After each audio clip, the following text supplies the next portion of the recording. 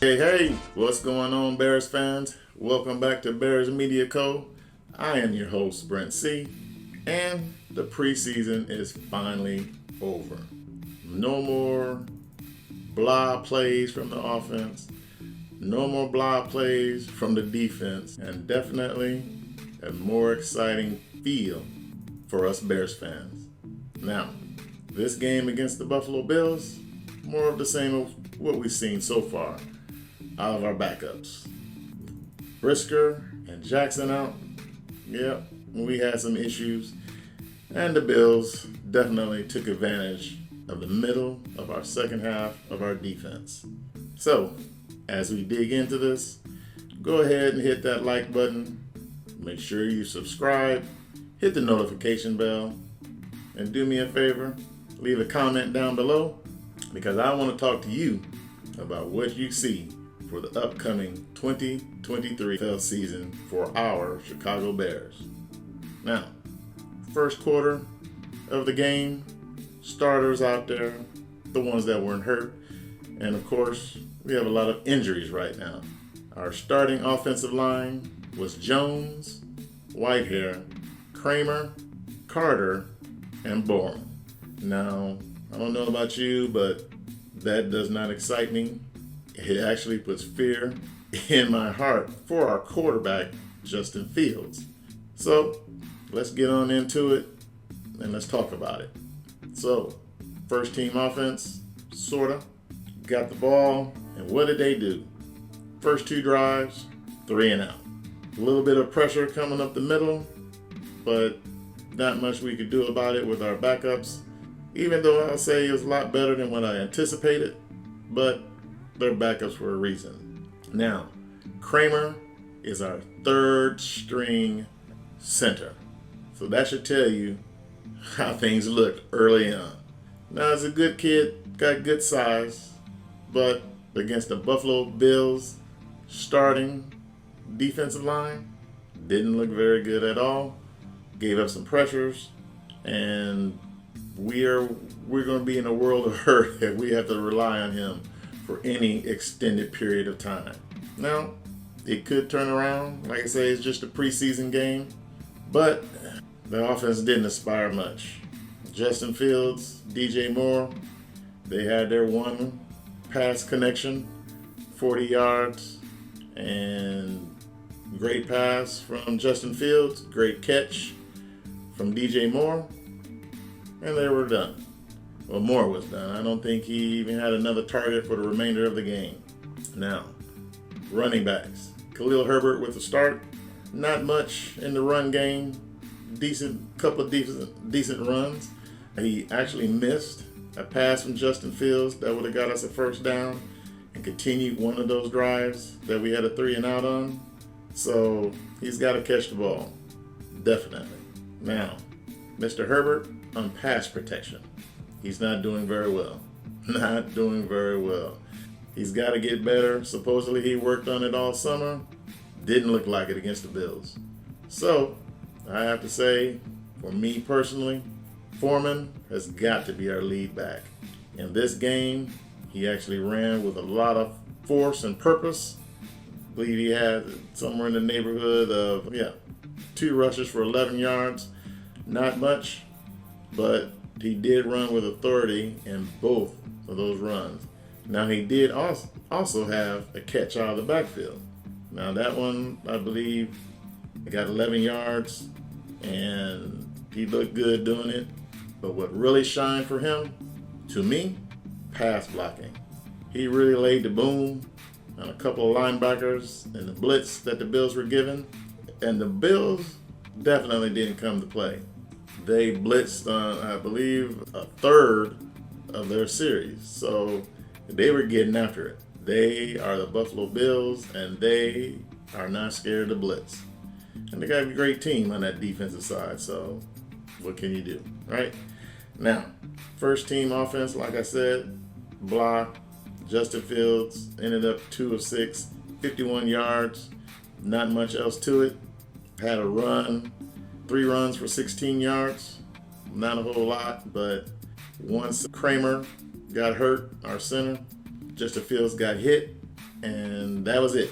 His day was done, and the offense actually looked good. We got down into the red zone, but Bills defense got through the line. Now, in my opinion, Justin Fields had got that pass off soon enough, and the Bills defender that hit him, that looked like a roughing the passer call to me. That was not called. So we'll leave it at that for the officiating. Horrible, by the way. Now, so first team offense didn't do really a whole lot. One thing that I did notice, our tight ends. Where were they in the first half? First quarter, I should say. Not much action out of Cole Kmet. I think he had one pass thrown at him, a drop. So he didn't really see a whole lot in the first quarter. I don't even think he played anything after the first quarter. Most like the rest of our starting receivers. Robert Tonyan got some action in the second quarter. But for the most part, our first team offense didn't really look good. Probably should have played last week against the Colts. Definitely.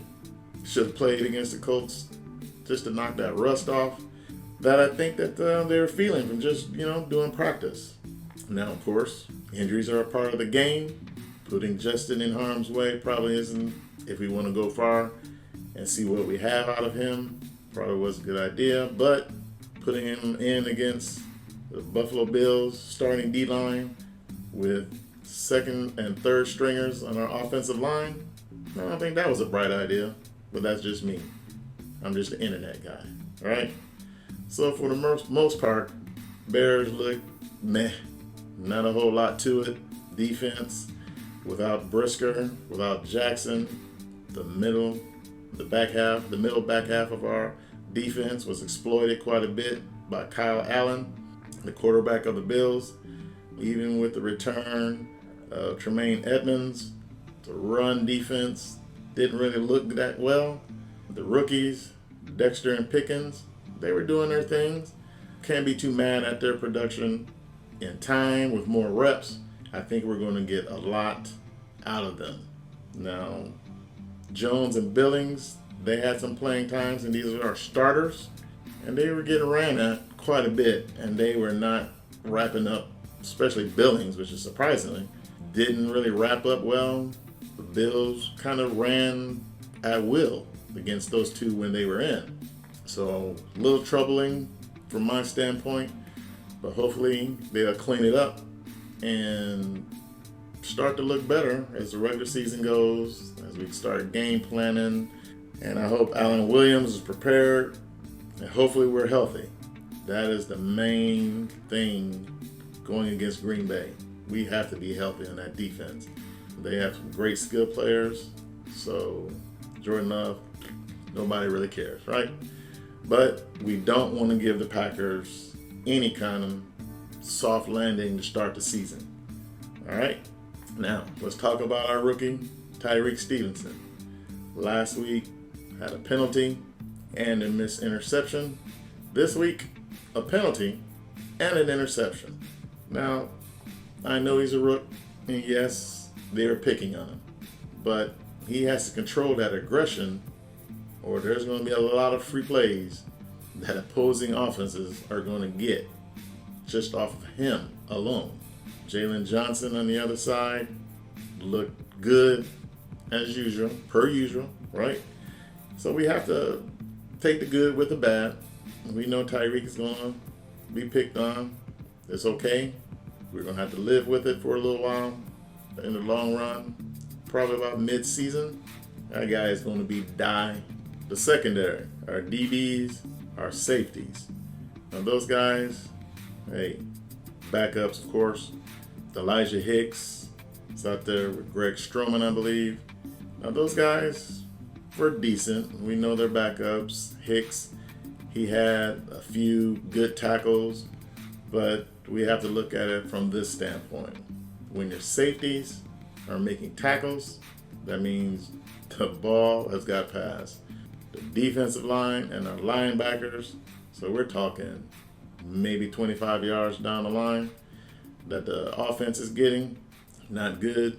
Like I said, in the first quarter, both sides of the football on the Bears Didn't really inspire a whole lot of confidence, but all in all, it was to be expected to a point. Now, Tyson Bagent got in there in the red zone, ended up being a field goal out of that, so didn't really show a whole lot. First interception from him came along in the second quarter. Now, he's looked poised. He's also ran another touchdown, ran a touchdown, so nothing to complain about. Hopefully he learned. I know after the game he said he was happy to get it out of the way, that interception. So good on him. Yeah, looked good. Some of the decision making, he was sacked. So held onto the ball a little bit too long. He's a rookie, undrafted free agent. We get it. But first two games, he's looked very good. So nothing that can't be better with reps and with time in the system. So not too worried about that. By WB2, I'm still going to say that. PJ Walker came in, looked good in the second half. But no, I'm going to stick with Tyson Bagent as QB2. So roll with me, guys. Second quarter, much more about the same. Running game didn't really look too hot. We got our Roschon Johnson sighting. His first play of his first series got absolutely nothing. Of course, I'm sure the league has watched tape on him for the first two preseason games. They know he's a hard runner. So getting after him and making sure he doesn't get any big yardage, I'm sure was a priority. But still look good for the most part for what he's done. Now, the offensive line with Bagent in there. I believe Leatherwood was at left guard. Vontae Collins came in at the right tackle position. And so, it was not that great, but it's something that game reps. Now, I know most of the backups have played in the preseason so far, but they're going to get their chance. Not sure how Cody Whitehair and Lucas Patrick, or which one of those two guys are going to man the center position at the start of the season, but it's something that we have to keep an eye on. Kramer, like I say, got injured in the game. Had a cast on his hand, I believe I saw while watching the game. So three of our top centers are out with an injury of some sort. So it's something that we have to keep an eye on. Now, also, Braxton Jones, left tackle, played some good reps.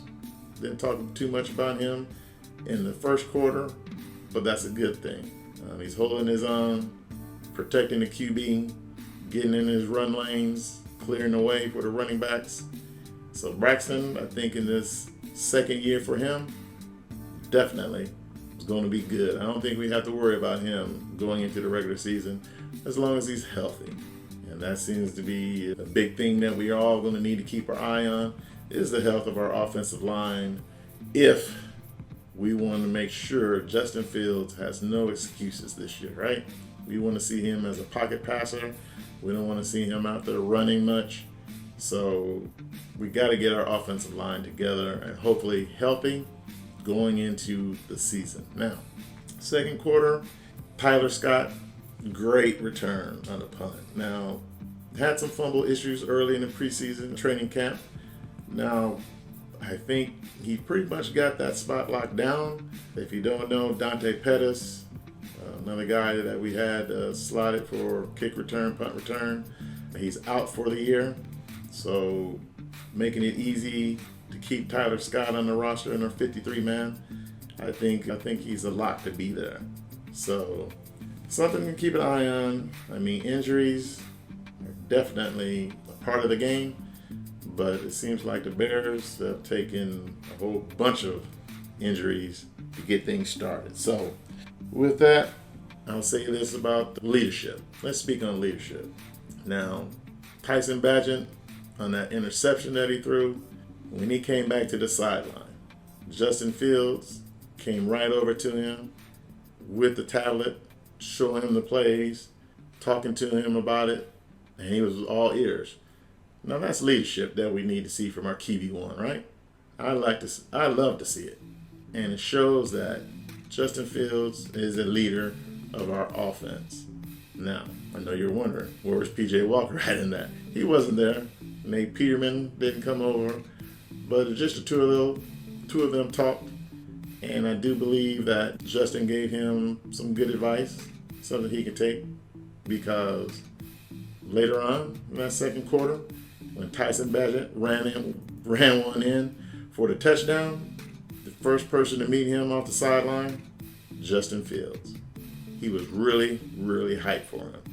Now, if you would expect that from teammates, you would definitely expect that from your number one QB talking to QB2. I'm going to keep saying it until it materializes on Tuesday.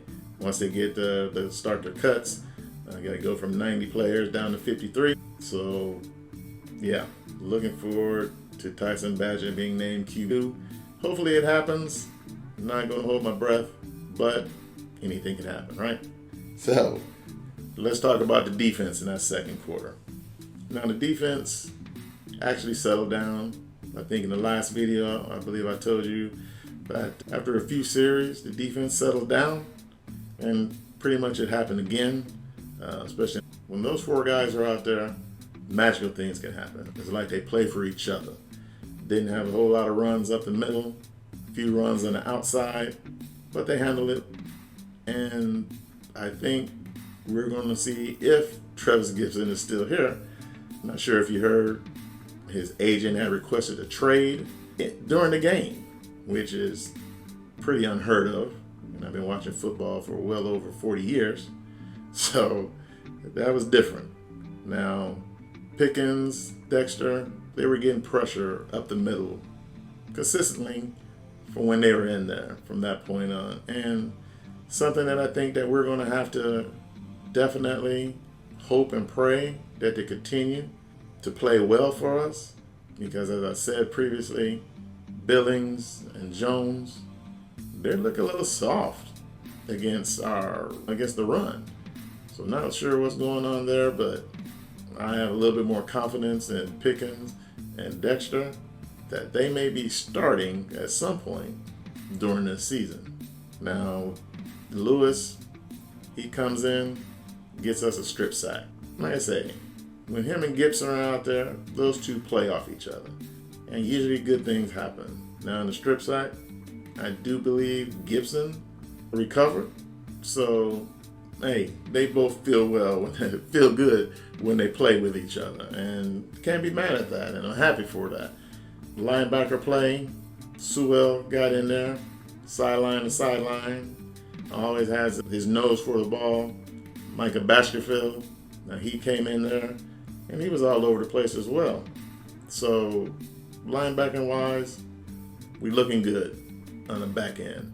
Now, also, the new addition, Michael Walker, that we picked up from the Atlanta Falcons. It came in, working hard, solid tackler. Now, he did on one particular play, didn't wrap up well, and the running back got about an extra 5-6 yards from a run. So, something that he can clean up, of course. Not too worried about that. So I think that linebacker position, not worried. Hopefully they can stay healthy. And because I believe Sewell, I think he got injured on a play, went out for a series, then he was back out there. So hopefully he doesn't stay nicked up too long, but we'll see. Now, second quarter, the back end of our defense, yes, once again, they were giving up big plays in the middle. Now, something that, like I said, it's preseason and not much of a game plan, of course, but I'm sure they had some plays that they had drew up that they wanted the defense to go with. Now, since the Lovey years, as most of you know, the safety is very important in this cover too. And without Jackson, without Brisker, we are in trouble. I'm just going to say that. Hopefully, with some in-game experience, the two backup safeties can get some quality time back there. Now, we did see Kendall Williamson, another late-round draft pick, get in there. Played pretty good, in my opinion, later in the game. So something to look forward to. Hopefully, doesn't get too much experience, meaning Jackson or Brisker is out. So, yeah, let's just hope for good things. All right? Now let's get on to the second half. Not sure if any of you had a chance to watch the game or whatnot, but our GM, Ryan Poles, did an interview, and I like what I saw, or heard from him, I should say. And he talked up the injuries. He said that he hopes everyone is healthy for the start of the season, but he also said that he's continually having his scouting department monitor the waiver wire, look at every team, really put in the work just in case we're not healthy. And once roster cuts come down next week, that if there's someone out there that can come in and solidify the offensive line a little bit, that they're going to attack it with gusto. So, good interview from him. He praised personally Braxton Jones. He said that he was really proud of him as a fifth rounder to come in and play and stay healthy. So he's very, very high on Braxton. You know, Braxton had some issues last year as a rookie starter, but so far in the preseason, he's looked pretty good. So, like I said, that's probably the one area on our offensive line that we don't have to really worry about. So, good on Braxton, right? Now, starting off in the third quarter, our third team O-line was not very well. Couldn't really run the ball all that well. More of a bunch of pass blockers, I would say, which is a good thing and bad thing all at the same time. So didn't have a whole lot go down in the second half for us. The defense, they look pretty good. Some of the third string, fourth string corners, Ojemedia out of the University of Iowa, has some good plays in there. So not sure how he's going to sit in a pecking order coming up on Tuesday when we got to do roster cuts, but he showed a little bit in that game. So hopefully he gets his chance to stick with the team or gets put on our practice squad. So here's the him. So also, I got to talk about this. When he has blocking, Roschon Johnson looks very good.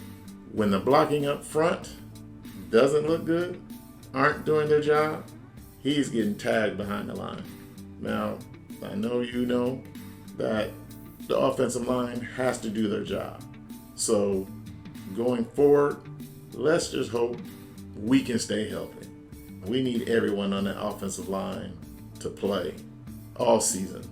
We need our starters. That is definitely apparent.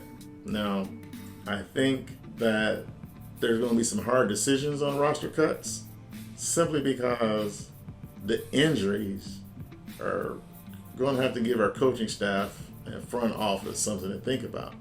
Who do we keep? Who can we count on, more importantly, to ride with us throughout the season? And hope that another team, after roster cuts, doesn't come in and swoop someone that we actually need. Now, that's the NFL. Everyone has film, players, so it's going to be difficult. Now, like Ryan Pohl says, his staff is looking at other teams, so I'm sure other teams are looking at us for some of our players. So we have to be smart with our roster cuts coming up, right? Now, Tyson Badgett spoke, I continue to speak highly on him. Nate Peterman, I would say, he's gone. He is gone. PJ Walker, they came in fourth quarter.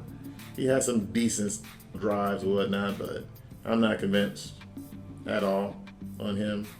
So I think Walker and Peterman are gone. Maybe Walker gets put on the practice squad, becomes an emergency QB for game day. We'll have to see. And we're definitely, and I know, like I said, it's preseason, but we need to have Luke Getsy script plays that are going to get the ball into our playmakers. Now, one thing that I noticed through this game, our tight ends didn't get a whole lot of work. Now, Luke Getsy has said that double tight end sets are, a staple of this offense. So not really seeing the tight ends be involved as much in the passing game is definitely worrisome to me. Hopefully things will change up once the regular season hits, but we're going to see. As of right now, I'm a little worried that the tight ends really didn't get a whole lot of work in the preseason. All right. Now, Doris Fountain. Now, first 2 preseason games, him and Badger look real good together. I mean, I can honestly say that connection was there. But in this game against the Bills, not much of anything from Fountain. So hopefully he can make the team. I'm not sure how that's going to look. Bayless Jones didn't suit up, so he's probably on the roster. Scott probably did enough to make the roster. We got Claypool, Moore, Mooney, and probably EQ is going to make it. So it's going to be some tough decisions, as I said. But hey, this is what they get paid for, and if we're going to make a playoff push, the coaching staff is going to have to make some very good decisions. For the fourth quarter, 2 good things happened. P.J. Walker, touchdown to number 88 for, I believe it was a 16-yard catch. 88 had dropped a touchdown pass from Tyson Bagent earlier in the game. So good way to come back and secure the touchdown catch. Burns, now he's a backup fullback for us, right? He looked good in that second half. Last game against the Colts, he was running the ball hard. He got 10 to 12 carries, I think, last week. So coming into this week, he looked pretty darn good. He got his touchdown as well. He also did a 2-point conversion after the touchdown to number 88, our tight end, P.J. Walker. So he looked really good, and hopefully I know he's not going to get kept around, but hopefully he'll be a practice squad addition since we already have Blasingame as our starting fullback. But he showed a little something. Also, I'm going to make this quick. Kendall Vildor actually got on the field. Now, when you've been a starter for 2 years and this is your playing time in the fourth quarter of the last preseason game, I think the writings are on the wall about him. So, Mr. Vildor, thank you for all you've done, but I hope you get on with another team because we can't. That's me, right? So, it's just the fourth quarter was just a little bit more of the same. Not a whole lot of action on either side of the ball. Something that I'm not gonna say it's preseason. It's backups, so can't get too down on them or the play calling or things like that. Now, Noah Sewell did get injured in that fourth quarter, so I hope that everything works out for him because we need everyone healthy going into the season. And as you know, we got the Green Bay Packers to start things off. So roster cuts coming soon, next couple days. I'm hoping that we will be healthy, we'll be ready, and I mean not just the players, but the coaching staff, front office, has this team primed for success right from the get-go. As a Bears fan, we all know we want and we need to beat Green Bay at every opportunity. So first chance is coming up September 10th. I hope everyone is excited. I know I am. So we're going to cut it off there. Now, before we go, I just want to add that we're a small channel just getting started. But as an incentive for those of you that are watching, I'm going to say this. If you stick with us long enough and we get up to 100 subscribers, I got something for you. We're going to do a raffle at 100 subscribers. And the first thing we're going to give away is this visor. Now, join in the fun, roll with me as the season goes on. So hopefully we're giving you good content. And I hope in the long run you stick with us and you support us. With that, BearsMediaCo is signing off for today. And I hope to see you in the next one. And as always, peace.